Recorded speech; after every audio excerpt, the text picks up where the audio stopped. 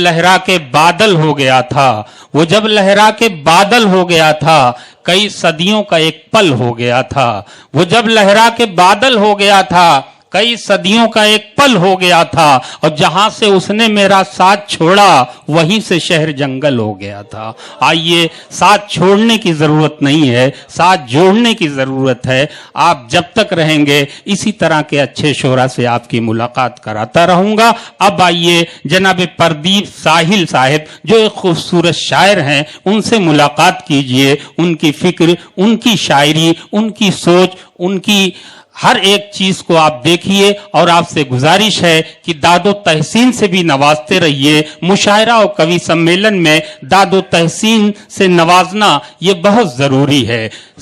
वो क्या है, किसी का शेर है कि शायर को खुश करती है तारीफे शेर मीर, शायर को खुश करती है तारीफे शेर मीर। 100 बोतलों का नशा है एक वाह वाह में, तो कम अज कम वाह वाह कुछ न कुछ आप बोलते रहिए। ऐसा लगे कि हम लोग जिंदा हैं, सलामत हैं और इतने खूबसूरत हाल में मौजूद हैं और मुशायरा सुन रहे हैं। आइए, प्रदीप साहिल साहब से गुजारिश है कि माइक आपका इंतजार कर रहा।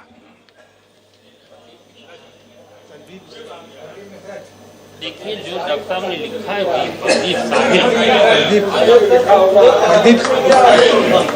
साहिल साहिल से थोड़ा सा फटक गया। नहीं, ये तो सर ने लिख दिया होगा, बहुत पहले नाम लिया था। मैंने नाम बदलो तो चलिए, लंबी लिस्ट है। बस सबका धन्यवाद है जिनके नाते मैं यहाँ खड़ा हूँ। और सर का विशेष तौर से मैं बहुत दिनों से सीख रहा था, पढ़ रहा था। और इनसे सीखने का एक मुझे जो मंत्र मिला है, आप इनको देखते रहिए, क्या करते हैं उसी से सीखते रहिए। मुलाकात कम हो पाए तब भी उससे सीखा करें। मैं शुरू करता हूँ, 2-4 शेर पढ़ते हैं, फिर जैसा आप आदेश करेंगे। यूं है कि बांट कर खुशियां सभी का दुख बटाना चाहिए। बांट कर खुशियां सभी का दुख बटाना चाहिए और जख्म अपने बस हकीमों को दिखाना चाहिए।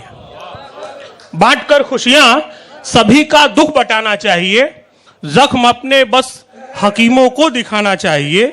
और आपको हमको गजल सुनने सुनाने के लिए आपका अंदाज भी कुछ शायराना चाहिए। आपको हमको गजल सुनने सुनाने के लिए आपका अंदाज भी कुछ शायराना चाहिए। एक मतलब 2 शेर यूं है कि यदि तुम बढ़ा दो चांदनी की बाह चंदा की तरह। चांद में और रात रानी में क्या अंतर संबंध है देखिएगा, लाइन पढ़ता हूं बस कि यदि तुम बढ़ा दो चांदनी की बाह चंदा की तरह, भर लूं तुम्हें फिर गंध सा मैं रजनीगंधा की तरह। यदि तुम बढ़ा दो चांदनी की बाह चंदा की तरह, भर लूं तुम्हें फिर गंध सा मैं रजनीगंधा की तरह। और यमुना मिले उर्दू की गर संगम पे हिंदी के गले, यमुना मिले उर्दू की गर संगम पे हिंदी के गले, फिर तो प्रवाहित हो मेरी गजलें भी गंगा की तरह। यमुना मिले यमुना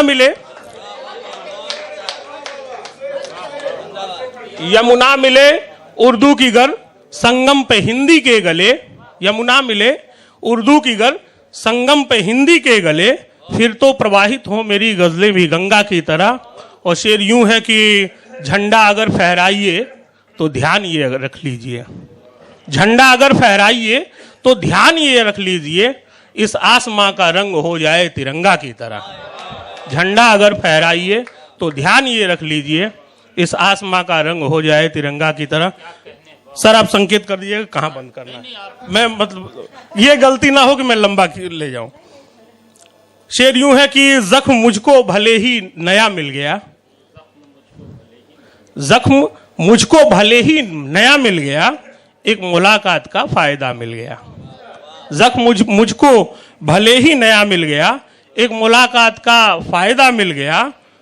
उनसे मिलके गजल हो गई जिंदगी, उनसे मिलके गजल हो गई जिंदगी और गजल को नया काफिया मिल गया। उनसे मिलके गजल हो गई जिंदगी और गजल को नया काफिया मिल गया। फिराक साहब के उसमें आरास्ता किया गया है।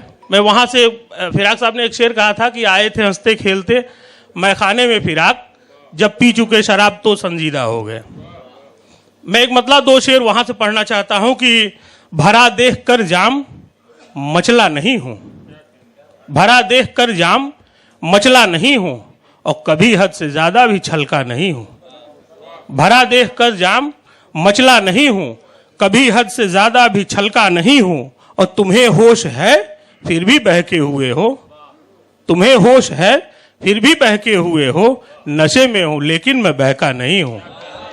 तुम्हें होश है फिर भी बहके हुए हो, नशे में हूं लेकिन मैं बहका नहीं हूं, और बदल दो मुझे अब ये मुमकिन नहीं है, बदल दो मुझे अब ये मुमकिन नहीं है, मुकम्मल गजल हूं मैं मतला नहीं हूं, मुकम्मल गजल हूं मैं मतला नहीं हूं। सर इजाजत हो तो एक मुकम्मल गजल पढ़ दें।